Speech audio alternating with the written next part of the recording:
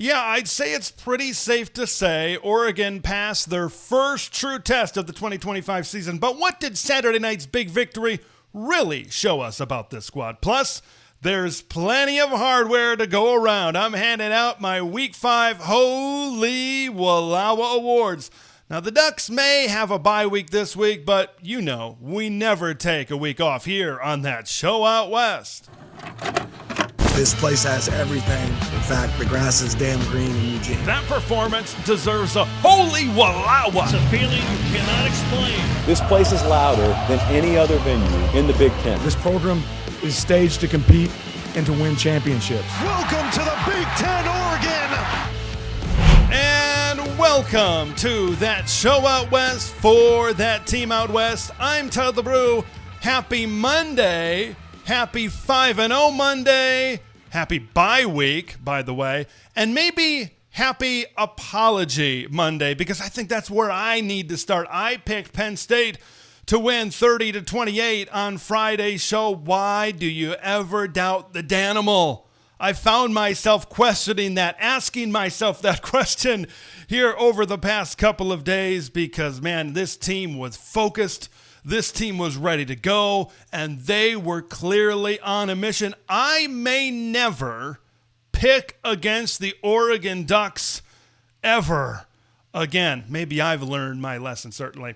Oregon, after the big win, up to number 2 in the country in the AP poll. I thought that they would maybe slide into the number 3 spot, and Miami would be that number 2 team, but the Ducks leapfrogging Mario Cristobal in the Hurricanes to that spot just behind the Big Ten's Ohio State Buckeyes at number 1. Oregon is headed into a bye week for the first time this season. They've got Indiana, a top 10 Indiana team waiting for them on the other side. The Hoosiers and the Ducks, both on a bye this week. So Dan Lanning, Curt Cignetti, both have 2 weeks to prepare for each other. It's going to be a really fun build-up. I think it's going to be a really interesting matchup when it does go down in a couple of weeks from Autzen Stadium in Eugene. Now, before we get into the meat and potatoes of today's program, I want to talk about something that probably flew under the radar. Recruiting as a whole, I think, flies under the radar during these months because everybody, and this show included, is focused on ball, focused on what's happening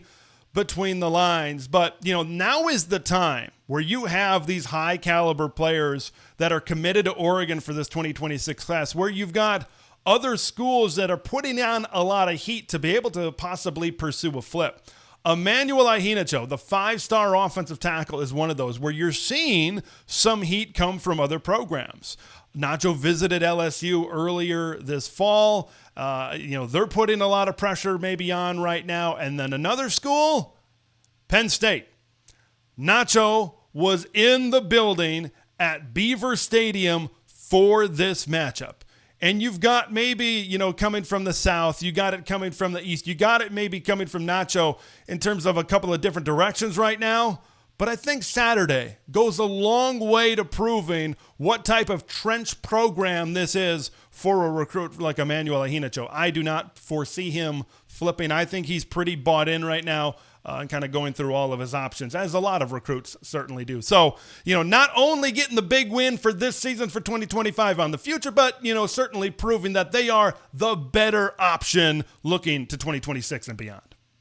I'm in a good mood today. I am in a giving mood today, and you could probably understand why. Saturday night was absolutely euphoric for everybody, myself included. In the flock, I had a great day on Sunday, and I am still feeling it here on Monday. Good mood, giving mood. You are going to see that on display in this week, the Week 5 edition of my Holy Wallowa Awards. Let's begin with the honorable mentions. Consistent, reliable. Those are 2 words, and there's many other words to describe the performance of Tatum Tuioti, not only in this game, but throughout the season. It seems like every game, when I look up what 44 did in the box score, it seems like it's always like 4 tackles, 5 tackles. You put a TFL in there as well. I believe that he is one of the most underrated players on this football team right now. He just goes out there, he stays assignment sound, and he's just always in the right spot at the right time. I look at a sequence of plays at the beginning of the third quarter for Penn State coming out of the locker room. Drew Aller is looking to go play action and then boot out towards the sidelines. If nothing's there downfield, that allows him, they like to be on an island in that situation. So if nothing's there, they can kind of run forward for 3, 4, 5 yards or whatever it is. TSOW looks like he bites to the inside initially, but then he shows off his range and discipline, gets back to the outside, setting the edge and setting contain, and then Drew Aller does not have the athleticism to kind of get out of that situation. That is the sack. 5 tackles and a sack for 44 in this game. Later on in that same drive, he stops Aller on a 3rd and 9 once again. I think it was actually he lined up on the other side this time. He kind of keeps things to the inside, disciplined, assignment sound. You can't say it enough with someone like TSOW. I love the way he's just always where he needs to be. He's a guy that you love as a coach. Not the biggest, maybe not the fastest, maybe not the strongest, but he's a really smart and a really intelligent player. Saturday night, another great performance for Mr. TSOW, so shout out to you. Let's go to the next level of that defense. Let's talk about Bryce Betcher. Last week I was talking about, that performance that he had against Oregon State where he was all over the field. I'm like, okay, Bryce, can you just somehow imagine that there's a Beaver logo on the opposing team's helmet? There's a purple W on the opposing team's helmet because his best games have been played against his rivals, and maybe he was able to do that. Betcher, 12 tackles, 3 solo tackles. He was running all over the field in this game. It's the best game of his career production-wise outside of the rivals against Washington and Oregon State. That's back-to-back games with double-digit tackles. He now has 39 tackles on the season, which, of course, leads Oregon, and it's 3rd in the Big Ten. I want to stay on the defensive side of the ball, and man, these guys just have been locked down on the boundaries. You got to give a shout out to corners Ife Obategwu and Brandon Finney. Drew Aller completed 14 passes on Saturday night. Just 6 of them were to wide receivers. But when you look at corners, it's hard. You look at the graphic, I have 4 combined tackles because a lot of times when corners are playing well, they are sectioning off that side of the field. Quarterbacks don't throw in that direction because they are on the hip pocket of wide receivers. They are just, it's, like the old Revis Island of Darrelle Revis of the New York Jets. I know PBUs and interceptions are sometimes stats we use to measure how good or not good a corner is, but a lot of times, if you see a lot of those zeros in that counts, it means they're not throwing in these guys' direction, and that's exactly what happened on Saturday night. Brandon Finney was targeted one time throughout this entire game, which was interesting because Todd Blackledge kept saying on the NBC broadcast, they kept on mentioning, hey, these guys are true freshmen. We'll see if they go after him. They never did that. Probably because he's really good. On the other side, Ife Obategwu was not targeted at all, completely shut off that side of the field. Neither one of those guys allowed any completions. And it's really more of the same for these guys. Through 5 games, Finney has been targeted 11 times for 2 receptions and 15 yards. Obategwu has been targeted 9 times, 4 receptions for 62 yards. And for them being in their first season of college football, Brandon Finney was playing high school ball last year. And I'm not saying Penn State is the best of the best at wide receiver talent, because they're not. But Oregon's defensive backs, these corners, did exactly what I kind of expected them to do. And I think what a lot of people that really know both of these teams, and specifically know Oregon, expected them to do is to shut down that side of the field. They certainly got the job done. You love to see it. Let's move over to the offensive side of the football. Kenyon Sadiq. Now, maybe he didn't have as explosive of a game as he did the last time these two teams met in the Big Ten Championship, where he had those highlight reel 2 touchdown catches in that matchup, but he was just always there at the key moments. I looked to the first drive of the second half. He actually started the drive with a false start penalty on the second play, but then he's got that 23-yard catch on 3rd and 3. That was the first touchdown drive, and that sparked the offense early in the second quarter. Now, Dante Moore deserves a lot of credit for that play, where he's rolling out, he's keeping his eyes down the field, and he's throwing across his body, but it takes two to tango in these types of situations. Kenyon's ability to continue working to the middle of the field, working away from the secondary and finding the hole in the coverage of the scramble drill. He deserves a lot of credit in that situation to create the big play. Later on, actually, in that drive, he had a 7-yard catch on 3rd and 3 from the Penn State 16. Sadiq, 6 catches, 49 yards. He was certainly a reliable target for Dante in this matchup. Let's talk about Decorian Moore. 7 catches, 89 yards. He led Oregon in receiving in both catches and yards, as I mentioned with his stat lines. Now, like Sadiq, I'll say this. Decorian Moore, you saw what Kenyon Sadiq was, and then Decorian Moore kind of took it to another level with multiple big chunk plays in his performance. On the field goal drive in the first half, he hauled in a 20-yard gain over the middle. It was a 4th and 1 situation, kind of working on a deep crosser. He makes the play to kind of keep it going and to be able to put them into field goal range. The first play of the fourth quarter, 15 minutes on the clock, put it on the board. You see Dante Moore just escape a little bit out of the rush, and Decorian Moore working down the field. He's got a defender draped over him. And the thing I loved about that play, he gets his hands out there. He lets that ball maybe come to his chest. That gives the defender to also maybe get his hand in there and to be able to punch the ball. But everybody, when they talk about Decorian, they talk about his explosiveness, precise route running, and all of the things that you might really talk about with a wide receiver. But he really showed off his strength. For a true freshman to kind of go up against an experienced defensive back and to be able to make that play, it's just another thing in the list of the great traits and the great qualities in a clutch situation for Decorian to be able to go up and make that catch.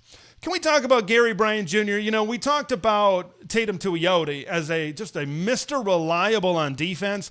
I think the Mr. Reliable on offense has got to be Gary. 6 catches, 55 yards, and he had what would end up being the game-winning touchdown. Like, the thing about Gary is a lot of the things that he does will go very overlooked.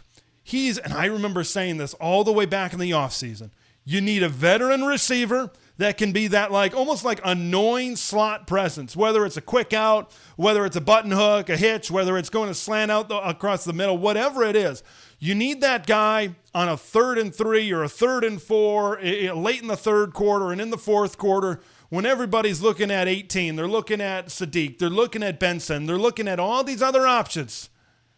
It's little old Gary Bryant that kept on making the plays. He kept on moving the chains throughout this matchup as well. And that's such an important piece to be able to have. And when he's able to keep on doing that, he's eventually rewarded. And you saw it with a 25-yard touchdown in double overtime. So, I love what Gary Bryant brings. He knows his role, and he executes his role to perfection.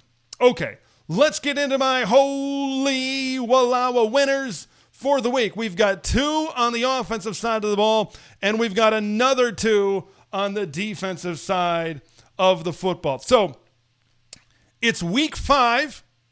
It's number 5, and number 5 is taking home a 5th holy Wallowa. 5-time, I say 5-time, not WCW champion, but a 5-time holy Wallowa winner, that of course being Dante Moore. 29 of 39, 248 yards, and 3 touchdowns. Now, I know this might be high praise for our buddy Dante, but I'm going to say it anyway because like I said at the beginning of this segment, I'm in a good mood. I'm in a giving mood, certainly here today. This felt like a game I remember watching when I was younger. I remember watching the NFL playoffs with my family. And we rooted against the Patriots so much. They won so many games, and they just found annoying ways to kind of beat you because you had Tom Brady on the other side. And when there was maybe points in the game, they were playing a playoff game on the road, and you just thought, hey, this other team took the lead, and it looks like maybe that they're going to win this game when all is said and done, but you just knew in the back of your head that Tom was going to make a play. If he got the ball in his hands when clutch plays needed to be made, he was going to make them. And that's how I felt with Dante in this game. You could also say, that's kind of how it's been with Patrick Mahomes as well as of late within the NFL. Like, just when you start to count them out, and that was the fourth quarter, when Penn State is getting all this momentum, and you start to count out Oregon, and you start to count out Dante Moore. Oh, maybe their drives aren't as efficient. They aren't as successful as they were in the third quarter, and then a little bit earlier in the fourth quarter. We're talking about, middle and late of the fourth quarter when Penn State was having their success. You kind of count them out, but then you give Dante the opportunity. You give him the chance in overtime, and he just makes the play. So many third downs. So many fourth downs, whether it's with his arm, whether it was with his legs. I started to get this kind of like Brady Mahomes type of feel later in the game when he kept on making these plays. And then when you got to overtime, he just performed when it mattered. The moment was big. The spotlight, the stage was big for Dante. But the moment being on the road, good defense, white out, great atmosphere, he redefined the moment. He's like, I'm the moment, and you got to play up to my level. You got to be able to beat me. And then what was previously the moment could not live up to Dante's redefined moment. 3 plays really stuck out for me for the old field general in this game. I mean, it's tied 3-3, middle of the third quarter. You got third down. I talked about it before where he evades he evades the rush and then finds Kenyon Sadiq down the field. I mean, just great field awareness to keep his eyes, not only to recognize when the rush is coming, but also keeping his eyes down the field. First play of the fourth quarter, just talked about that with DeCorian escaping the rush just enough. It wasn't as much, not flushed out of the pocket per se, but just kind of sidestepping, taking a couple of steps, and he just waits for DeCorian to kind of just turn the corner, and then he just puts the ball right on the dime where only the other Moore can be able to get it. That kind of says a lot about Dante when we're referring to DeCorian Moore as the other Moore. That was on a 3rd and 4, set up a touchdown, and then like that, what ended up being the game-winning touchdown to Gary Bryant Jr.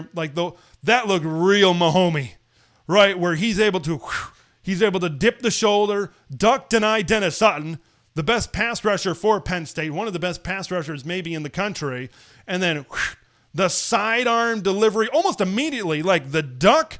And then the sidearm, I know I'm throwing with my left arm right now, but for those of you on podcast, it might be a little bit weird there, but for those of you on video, with my left arm, he's throwing the ball, and it almost just looks like one complete motion instead of 2 separate motions. Very fluid type of play for Dante in that type of moment. Can't rave about this guy enough. He's awesome, but there will be more on that a little bit later on during the program. De'Aaron Hill, I think, deserves a holy Wallowa this week. De'Aaron, 10 carries, 82 yards. He had a receiving touchdown just every game. He continues to prove that he really should be running back 1 on this roster right now. I think he's the most talented guy.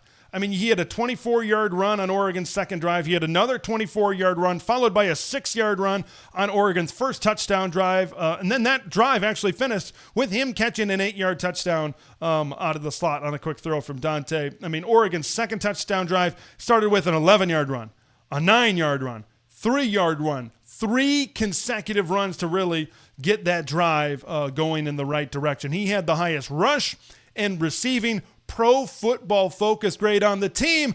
And to put the cherry on top of the sundae, or should I say maybe put the cherry on top of the cake, the birthday cake. It was the young man's birthday. Happy birthday, De'Aaron Hill. I couldn't ask for a better birthday, right, if you would have dreamed it. I'm sure he's going to remember this day for a very, very long time.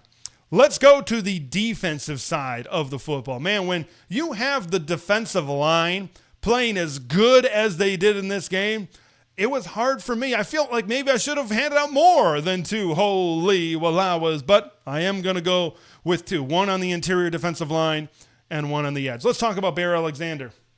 I mean, this is, when Bear transferred in this offseason, considering, how maybe the previous years has been, there was maybe a little bit of uncertainty which kind of Bear you were going to get. He started off playing really well, really solid this season, but he took his performance from really solid to just dominant. He was dominant. This is the 5-star edition of Bear Alexander. It is now. I have not watched every game, certainly, in Bear Alexander's career at Georgia, USC, and now Oregon. Of course, I've watched all of his games at Oregon, but this has got to be the best game he's ever played in his college career. It's the highest graded PFF game of his career at 86.4. His previous high was 74.4. He rose to the occasion when it mattered most here on the big stage. And I think him being as dominant as he was a big determining factor of why Penn State could not get anything going in the run game, specifically early on in this matchup. I said this during the offseason. He was a big pivot point for this defensive line, and I think he's got the highest ceiling of a defensive tackle not named Amari Washington. I think Tion Gray and Terrence Green, I think they're good. But I think we saw on Saturday just how high the ceiling is for one Bear Alexander. Boy, if he can take this performance and continue to build off of it, Oregon may have the best defensive tackle, interior defensive line combination in the entire country. He was wreaking havoc. He was in the backfield because this season we've seen him push back, but this was just like another level of shedding blocks, getting TFLs. He had 5 tackles, 2 solo tackles, and a tackle for loss in this game. He was awesome. He was awesome. He was a literal animal. He was a literal grizzly bear in the middle of that defensive line. Let's start with the guy that he was playing next to. Mateo Uiagalelei was consistently beating the opposing tackles, Drew Shelton and Nolan Rucci. Now, of course, he didn't get to the quarterback on every single play, but he was winning matchups time after time after time. And like the secondary, this is something that was probably expected of him, but he delivered on that expectation throughout the game. 4 tackles, a sack, and he had 2 tackles for loss. Mateo made himself a lot of money. All right, he, I think, used a performance against this type of team, not only in pass rush situations, but his run fits have gotten a lot better this season. That's something that he said he was really focusing on coming into the season. He does a great job crashing down the offensive line, or the line of scrimmage, I'll just say, and making tackles. You see the development that he has made against the run this season. So he certainly deserves a holy Wallowa. Bear Alexander, you deserve a holy Wallowa. De'Aaron Hill, you deserve a holy Wallowa. Shout it from the tops for the guy who's leading the Heisman odds right now. Holy Wallowa for Mr. Dante Moore. What a week it was. This season so far has felt a lot like going back to school, getting back into the classroom, right? You get back in there and, first day of school, maybe the teacher eases you in a little bit. First week, second week, maybe things get a little bit harder. You see some challenges, but overall it's still fairly getting back into the swing of things. But then the first quiz comes. That first test comes to really see where you are as a student, how far you are along in the curriculum. For Oregon, it was all about this first test against Penn State to see how they stacked up against not only one of the best teams in the Big Ten, but in one of the best teams in all of college football in one of the hardest environments. This was a pretty big test, and, well, safe to say, Oregon passed it with flying colors. But sometimes when you dive a little bit deeper, you can see a 91 or a 93, grades that I rarely got when I was in school. But you see that at the top of your test. And, obviously, you love to see a W, right? W and L, those are really the 2 grades that matter when it comes down to it on the football field. But sometimes you dive a little bit deeper into the results. You dive a little bit deeper into the film like these coaches are going to do, and you find out more of the results of that first test. And I want to provide what I think that this first big showdown really taught us about Oregon right now as we stand through 5 games. Let's start with first. the backfield. De'Aaron Hill is the best running back on this football team. Okay? Plain and simple. He's shown that against Montana State. He's shown it against Oklahoma State, Northwestern. He had a big touchdown run. Every single game, he's proven it. But then, okay, maybe it's the lower caliber of competition. He's really able to get loose against maybe defenses that aren't as fast. And then you go up against the defense that's strong, that's fast. I mean, you got a guy like Tony Rojas in the middle that runs like a 4.3 or a 4.3 40. You get someone like De'Aaron in there, and then he just leads the team in rushing. He's so damn explosive through the hole. Nobody pops through the hole like De'Aaron Hill does. He is the explosive option to be able to get those explosive runs. And if you look at what Oregon has been like in recent years, this is no slight to someone like Jordan James, even Bucky Irving. And Bucky Irvin's doing great things in the National Football League right now. But when you look at the lineage of Oregon running backs, you look at the LaMichael James of the world, you look at the Kenyon Barners of the world, what did those two guys specifically, two of the best to ever do it at this school, what really stands out to them is their home run hitting ability and their explosiveness, among many other things. But those are things that certainly stand out about those two guys to me. And De'Aaron Hill has that type of home run hitting ability, has that type of explosiveness that we've seen out of the best running backs in the history of this Duck program that we really haven't seen in a while. I'll certainly say that. Hill currently leads the team in rushing, 270 yards. He's averaging more than 10 yards a pop. I think Noah Whittington is the next one with like 8 yards a pop. So every time he touches the ball, it turns into gold. I love De'Aaron Hill, what he's doing right now as a true freshman. I mean, I expected a lot out of this freshman class. De'Aaron Hill was maybe not a name that I expected him to be as good and as far along as he is right now, but that's all the credit in the world to 23.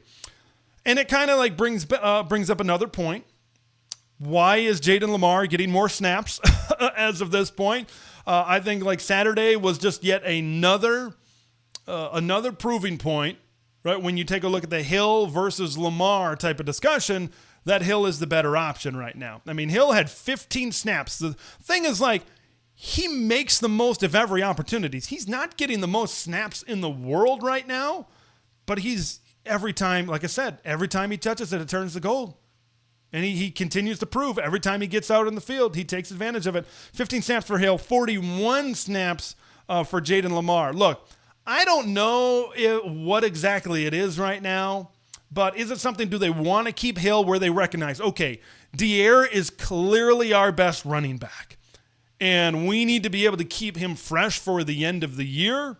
Is it that, or is it something else? Or I don't know what it is. Is it this performance that's going to truly vault him into that number one role where he's getting the majority of the carries? I'm not sure. But this game was just a proving point against a really good defense that he looks very similar against Penn State that he did against this lower level of competition. He's going to keep on getting better. That's the thing about these freshmen right now. This is such a big developmental point because now they're starting to get confidence. Okay, they're playing high school ball last year for the true freshmen I'm talking about. They're playing high school ball, and early, during spring and during fall, it's all about kind of learning schematic stuff, learning the playbook, kind of getting up to date and up to speed on that. And then they get on the field and they kind of they adjust to the speed of the game at the college level. And now for someone like De'Aaron, you're really gonna start to build that confidence. The more carries that he's going to get, the better that he's going to be. So it's such a big developmental time for these guys to be able to capitalize, to be able to build that going forward. But De'Aaron is awesome. Can you believe he's got 2 more years after this? Because I don't think he's going to come back for a 4th year. That's how good De'Aaron Hill is right now. Let's go to number 2.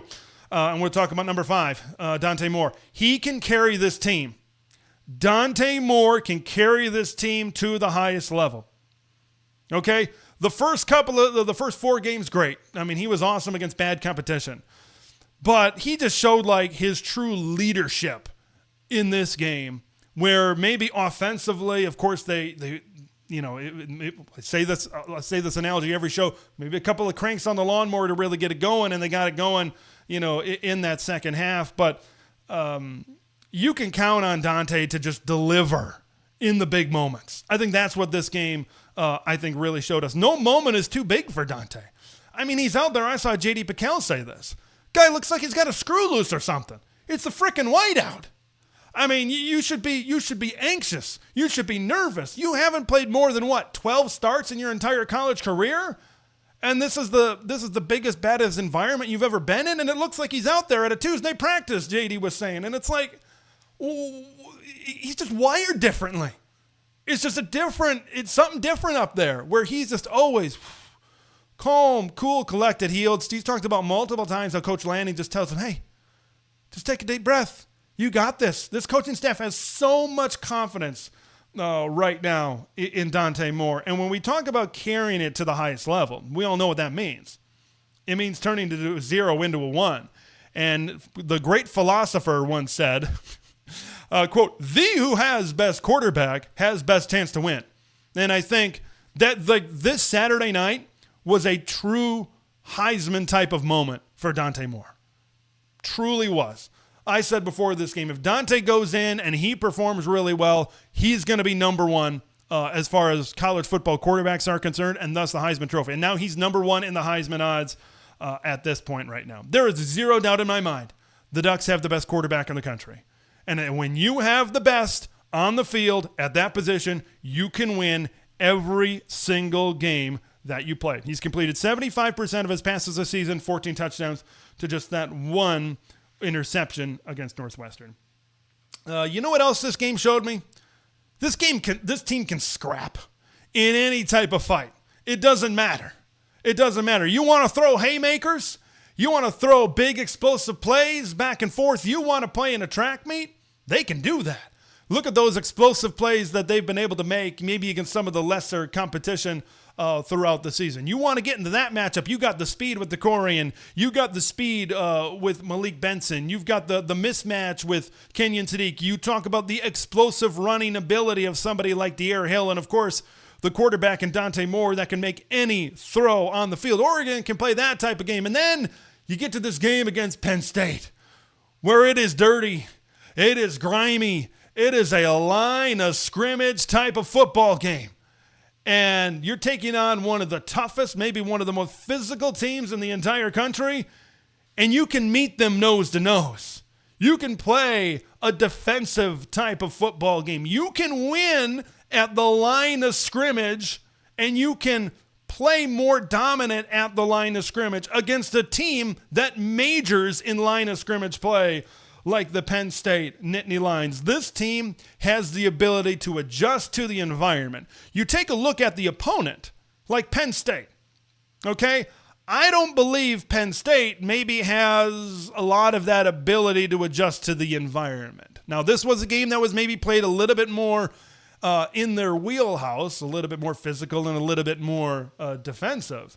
But you get Penn State, and this is kind of what I said in the preview. Hey, look for Oregon to maybe take some shots, get a little bit more explosive because it gets Penn State out of their comfort zone. You get the Nittany Lions in a shootout, they're not going to be able to keep up. I think that's prevalent. I think James Franklin said at the half, it's like, dude, we need to be able to run the ball because that's what we do best. So he openly kind of admitted that is the strength for Penn State. Oregon, you want to scrap in the alley? Great. You want to throw haymakers in front of 20, 30,000 people in a boxing match? Great. We can win any type of fight. They even proved that last year. The rock fight at Wisconsin, they can battle back and they can win that type of game. And, yeah, they can win any way they choose to. Let's move on and talk about the offensive line and what I take away from that. A lot of this has been overly positive, but I think for the offensive line, when they play elite defensive lines in the future, you just need to hang on tight. It's that roller coaster, man, and that's kind of how it was in this game on Saturday night. Look, Denai Dennis Sutton, Zariah Fisher, Chaz Coleman, some of these guys that were coming off the edge, they were beating Alex Harkey. They were beating Isaiah World. Isaiah World got away with probably multiple holding penalties on old DDS. But here's the thing about these guys. I thought, all of that being considered, I thought they played a pretty solid game. Considering coming into the game, I thought, man, if Penn State's edges can get a lot of pressure on Dante. That could maybe spell a little bit of trouble for the Ducks coming into this game. But I thought they held their own, right? And that's what they needed to do. This was not going to be a performance like Josh Connerly was last year, where he just took Abdul Carter out of the game. That's not what it was going to be. But they held on tight on this roller coaster ride, and they gave Dante Moore just enough time, even on the plays that he was able to be flushed out of the pocket. They gave him just enough time for him to be able to make the plays down the field.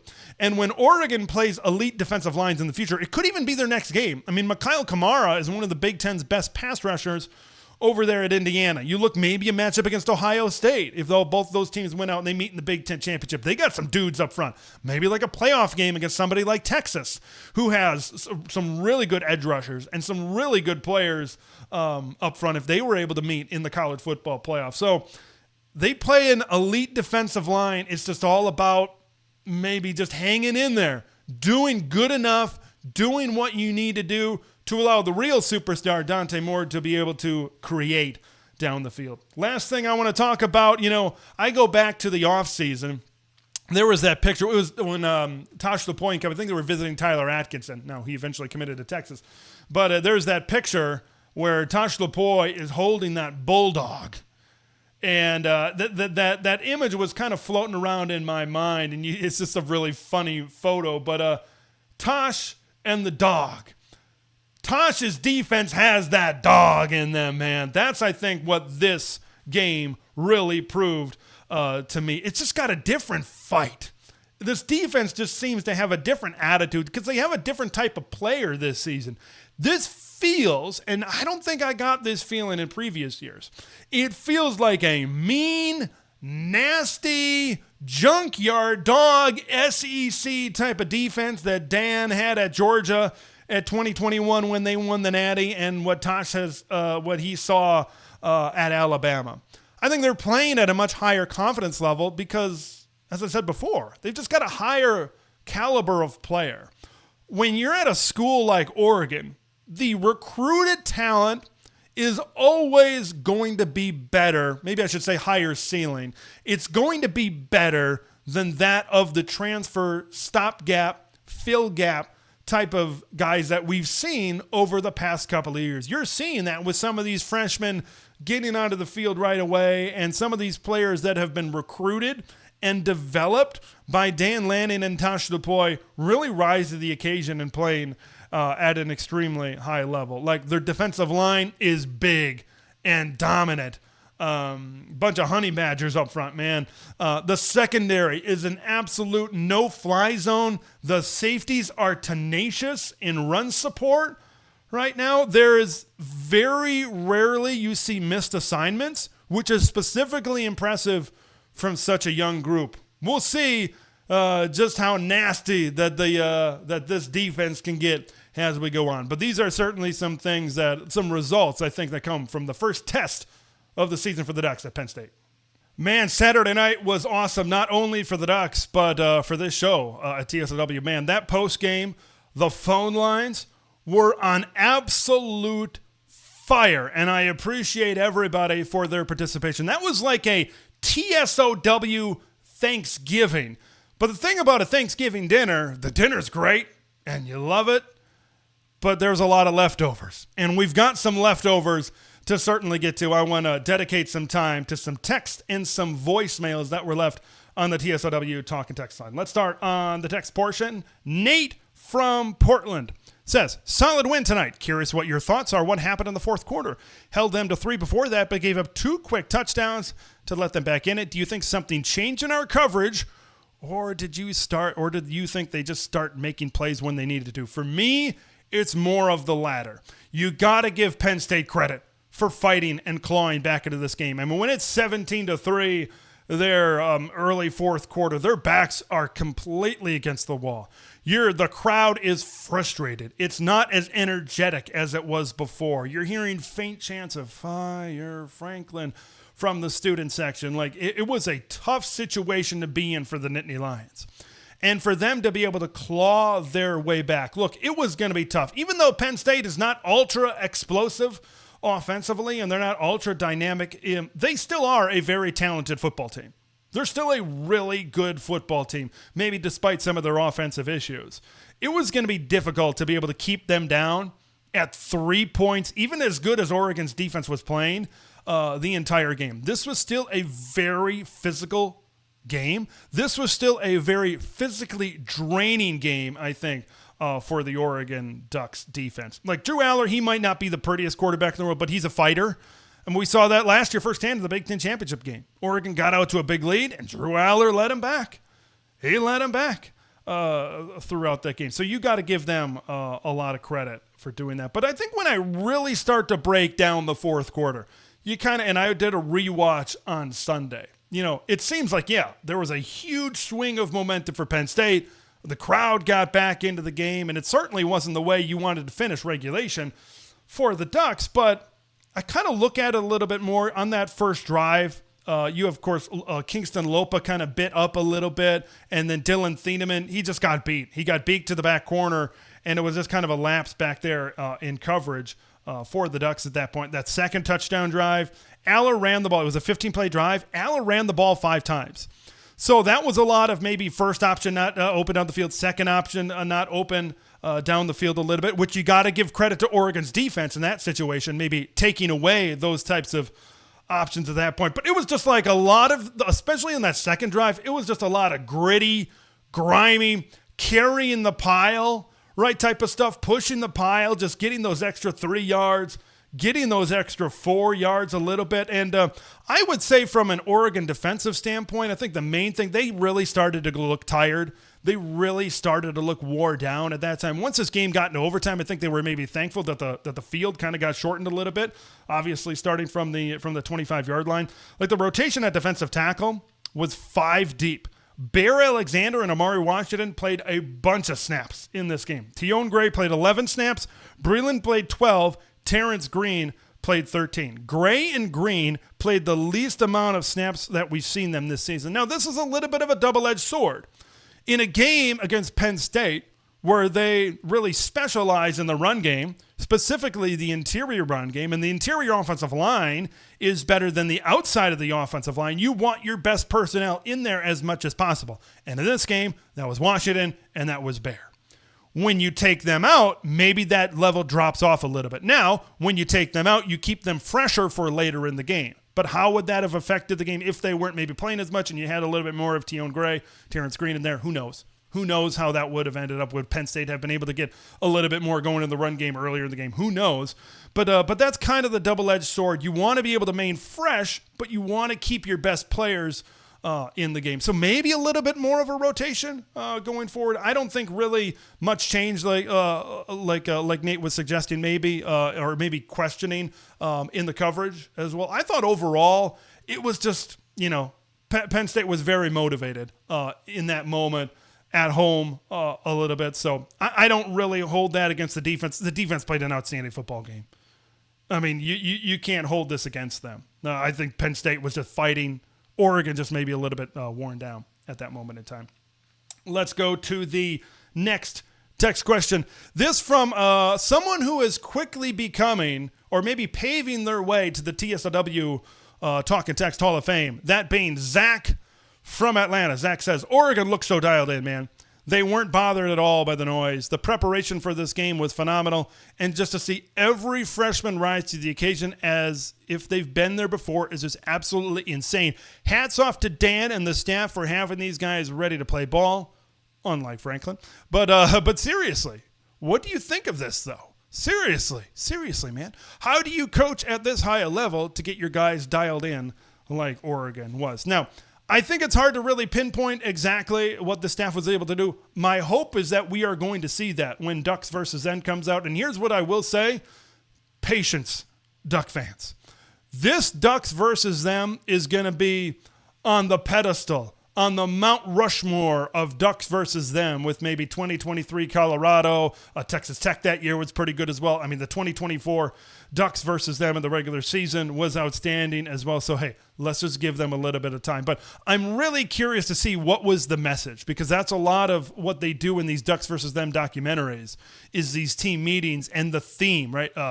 1,000 cuts was the theme this week. So I'm really curious to see how this staff really approached that with the team to have them prepared and ready for this type of environment. But you have to think that a lot of it is just this staff hammering home the mission for the week and the task at hand. Dan and the staff has always done a really good job at keeping this thing focused. And here's the thing that that I think, and they preach this in some of the press conferences as well, you're playing the game, you're not playing the environment. Sometimes a lot of these college football environments really get hyped up.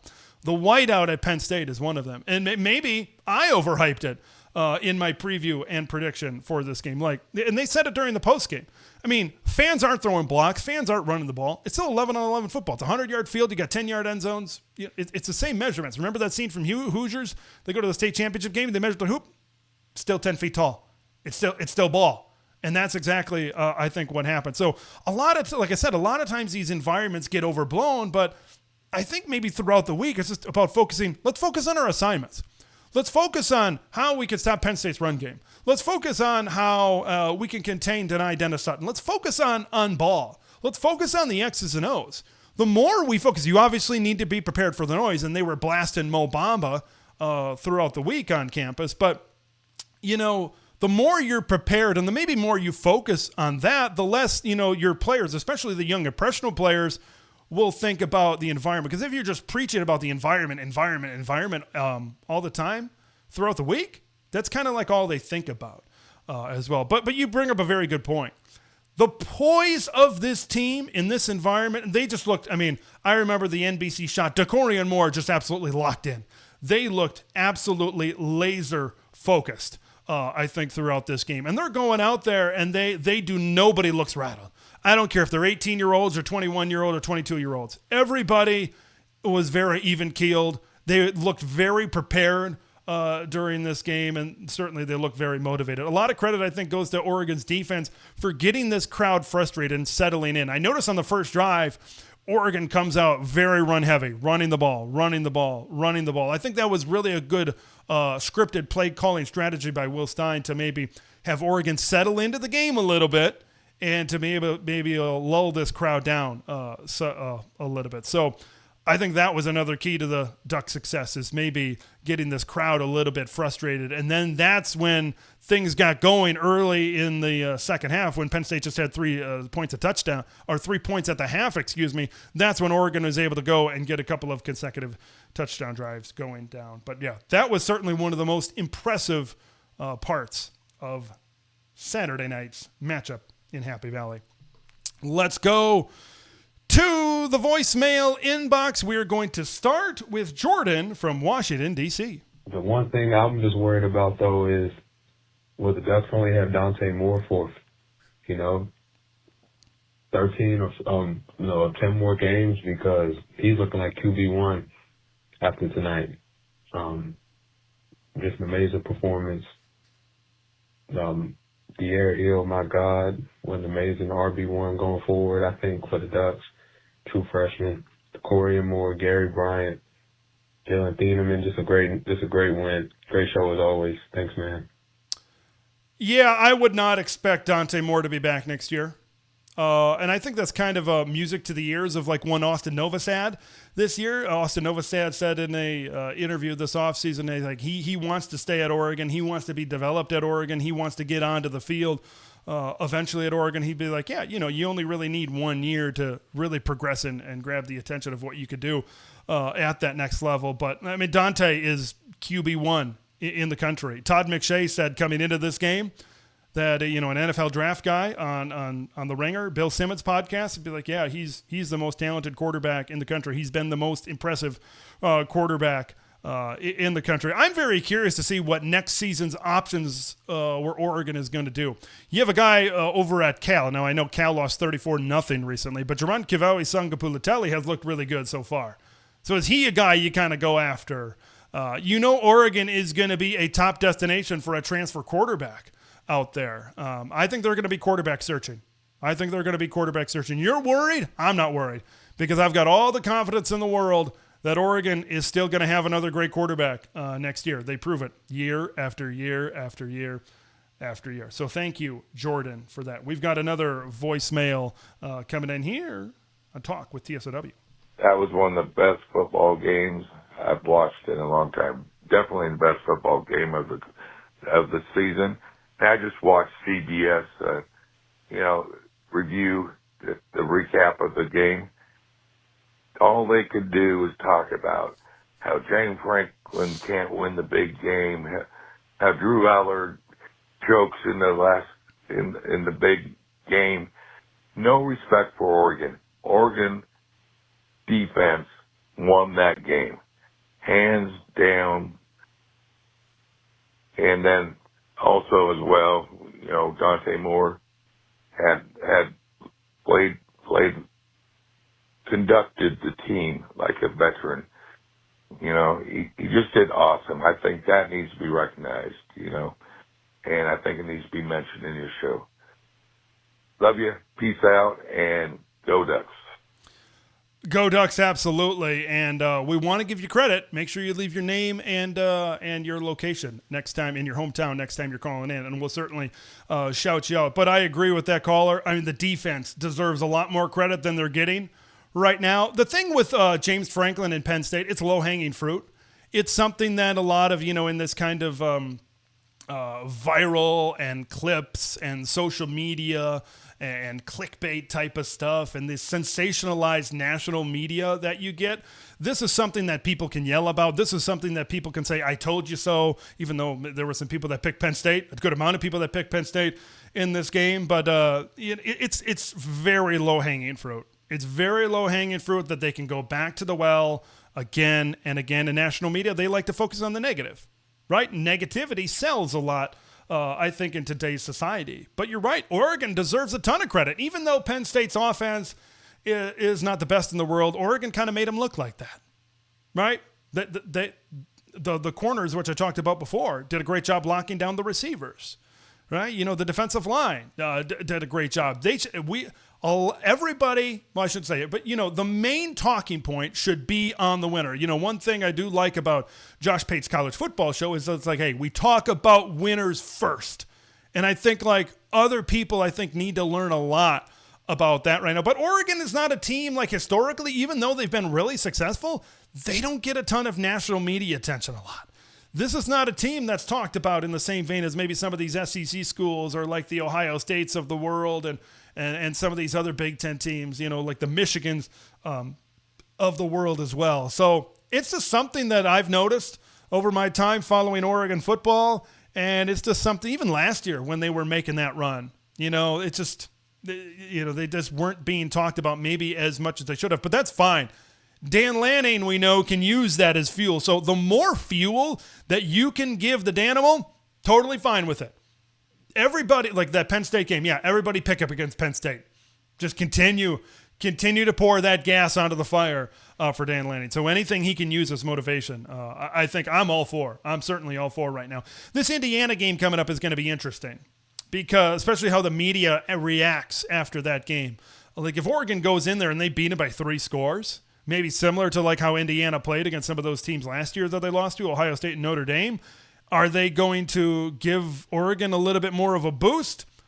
I'd probably say no, because the national media doesn't like Indiana either. And they probably think they're pretty fluky at this point in time. So none of this is really surprising at this point. They should be getting talked a lot about more, but you just got to go out there and prove it. They got to go out there and prove what they could do. So appreciate everybody for chiming in on the TSOW Talk and Text line on Saturday night and then again here today. We have now put the Penn State game completely in our rearview mirror, and it's time to look through the windshield. And the windshield looks very clear. Oregon is scheduled to be favored in every single game that they play the rest of the season, and what an accomplishment it would be if they can go undefeated yet again for the second consecutive year. That would really show everybody the status of Oregon's program right now, specifically taking a stranglehold, maybe them and Ohio State having that stranglehold on the Big Ten right now. But as we look forward on the road to maybe 12-0, I want to take a look at a couple of things. First of all, What are some of the biggest regular season challenges? There's 4 that really stick out to me. One of them is coming up in a couple of weeks after this bye week for the Ducks, and it's Indiana. Indiana's passing attack is very dynamic. It's very efficient. Even though maybe they certainly didn't have as good of a performance as last week against Iowa, this will be the biggest challenge to date as far as these corners, as far as this defensive backfield is concerned. We've talked about how good they looked against Penn State, but Penn State's quarterback is not as talented as Fernando Mendoza. Drew Aller, not as talented as Fernando Mendoza. The wide receivers for Indiana, Elijah Surratt and Omar Cooper, are a lot more dynamic down the field. So this is going to be a true measuring stick to see. We got a feeling that they're great. Are they elite? Can they shut down another group of Big Ten wide receivers? I think that's something that's going to be really fun to be able to look at. Now, the team that Indiana just played, Iowa. Look, Iowa, 20-15, I think the final score was for the Hoosiers in that game. Really close, and they kind of forced Indiana to play their style of game. Going on the road, I mean, what Indiana did the previous week, putting up 63, and then playing this type of Hawkeye brand of football, it's something that Oregon certainly has to be aware of, I believe, going forward. But the Ducks have proved that they can play in any type of style of game. They proved that last year, and I think they proved it this past week against Penn State. But I believe that will be a little bit of a challenge. You put them on a neutral field, I think Oregon probably beats them by like 3 scores. But you put them in Kinnick, and that's a little bit of a different mojo for the Hawkeyes there. And then these last couple of games, USC and Washington against these West Coast rivals. I mean, we kind of see where these teams are at, specifically after this last weekend of play. But assuming Oregon takes care of business and the Trojans and the Huskies likely have multiple losses, these are going to be challenges due to, first of all, the nature of these West Coast rivalries. And the Trojans and the Huskies likely going to have nothing to lose. They're going to play spoiler, and Oregon's going to be in a position to possibly clinch their spot in the Big Ten championship game, or maybe, lock up a spot in the college football playoff at that point. So this will be the Super Bowl for the Trojans and the Huskies, most likely, if things kind of go the way we expect them to go, certainly the rest of the season. Never easy to go into Seattle and play, and we know USC is developing as a rivalry right now. One other thing that I want to mention, I see where Ohio State is, and I see where Oregon is right now. And these two teams seem destined to clash in Indianapolis right now. Ohio State, I believe, is the only team in the country that I would not feel confident in picking the Ducks going forward. Before I said, maybe Ohio State, that's a team I don't want to play. We saw how that movie ended last season. Let's avoid it if we can. I say, bring it on. I think a lot of Duck fans are really confident in what this team is looking like right now. It seems like a collision course. They're number 1 and number 2 in the country right now.